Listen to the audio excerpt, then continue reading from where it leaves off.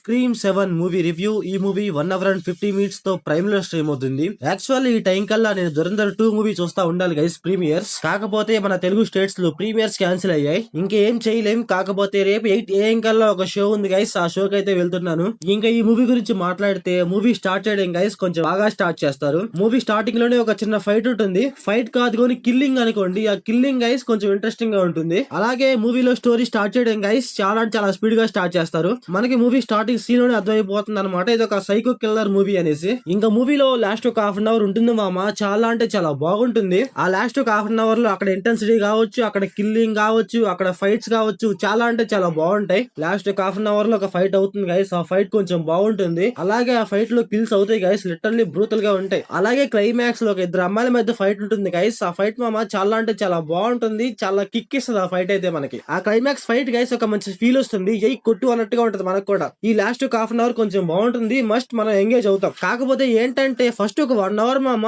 ఎంత లాగ్ ఉంటుంది అంటే అంత లాగ్ ఉంటుంది. అసలు మూవీలో ఏం చేస్తున్నారా బాబు, ఎందుకు చంపేసుకుంటున్నారా బాబు అనిపిస్తా ఉంటది మనకి. స్టార్టింగ్ ఒక 1 అవర్ లో ఒక రిహార్సల్స్ అవుతుంటే ఒక చిన్న ఫైట్ అవుద్ది, ఆ ఫైటే కొంచెం బాగుంటుంది గైస్ అంతే. ఇంకా మిగతా మొత్తం పోర్షన్ ఉంటుంది. అసలు ఏం చేస్తున్నారా, అసలు ఏంద్రా ఎంత లాగ్ అనిపిస్తా ఉంటది మనకి. అసలు జోక్ ఏంటంటే మామ, సైకో కిల్లర్ కొంతమందిని చంపేస్తూ ఉంటే అసలు మూవీలో ఇన్వెస్టిగేషన్ అవ్వదన్నమాట. పోలీసులు ఎవరు రారు. సైకో కిల్లర్ ఏమో ఏదో చంపేసుకుంటా పోతాడు, దానికి ఇన్వెస్టిగేషన్ ఉండదు, ఏముండదు. అది ఆ సైకో కిల్లర్ ఎంత సింపుల్ గా చంపేస్తా ఉంటాడు అంటే అంత సింపుల్ గా చంపేస్తా ఉంటాడు. అసలు లిటరల్లీ మనుషులు అనుకుంటున్నారో ఇంకేం అనుకుంటున్నారో నాకు అర్థం కాలేదు. మరి స్టోరీ నరేషన్ పర్ఫెక్ట్ గా వెళ్ళదు అనమాట, ఎటు పెడితే అటు వెళ్ళిపోతా ఉంటుంది. దానికి దీనికి సంబంధం లేకుండా ఎలా పెడతా తీసుకెళ్తా ఉంటారు. అలాగే మూవీలో ఒక లవ్ స్టోరీ ఉంటుంది కదా, స్టార్టింగ్ లో అయితే కొంచెం బాగా చూపిస్తారు. కాకపోతే సెకండ్ హాఫ్ లో ఆ లవ్ స్టోరీ ఎక్కడికి వెళ్ళిందో అర్థం కాదు, ఎటు వెళ్తుందో అర్థం కాదు మామ. లవ్ స్టోరీ పెట్టారు, దాన్ని ఏమైనా బాగా చూపించారంటే లేదు, సగంలో అలా వదిలేశారు అనమాట. ఇంకా ఈ మూవీ స్టోరీ లైన్ ఏంటంటే, ఒక సైకో కిల్లర్ మన హీరోయిన్ ని చంపేద్దామని చూస్తా ఉంటాడు. అసలు ఎందుకు చంపేద్దాం అనుకుంటున్నాడు, చివరికి చంపాడా లేదా అనేసి మనం మూవీలో చూస్తాం.